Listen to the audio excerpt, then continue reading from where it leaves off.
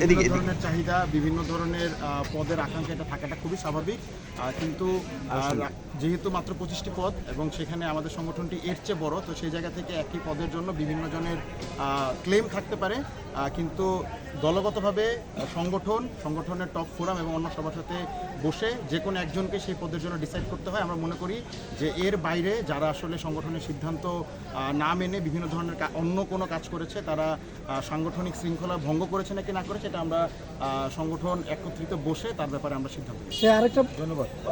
সে আরেকটা কথা বলেছেন যে সংগঠনের শুরু থেকে তার প্রতি প্রায় বছরখানি যাবত যে তার সাথে নিপীড়ন, তারপর শোষণ, তারপর বঞ্চিত, সে অনেক কথাই বলেছে এবং আবেগ আপ্লুত হয়েছিল। আচ্ছা, আমরা তার দিক থেকে এখন পর্যন্ত কোনো লিখিত অভিযোগ পাইনি এবং তার পদত্যাগ পত্রটা আমরা গতকালকে সংবাদ মাধ্যম মারফত জেনেছি যে তিনি ফেসবুকে পদত্যাগের ঘোষণা দিয়েছে, কিন্তু আসলে এটি কোনো সাংগঠনিক আচরণ নয়। আমাদের সংগঠনের আহ্বায়ক বা সদস্য সচিব বরাবর তিনি কোনো পদত্যাগপত্র জমা দেয়নি।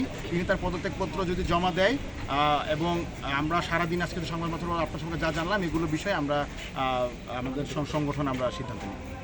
Thank you.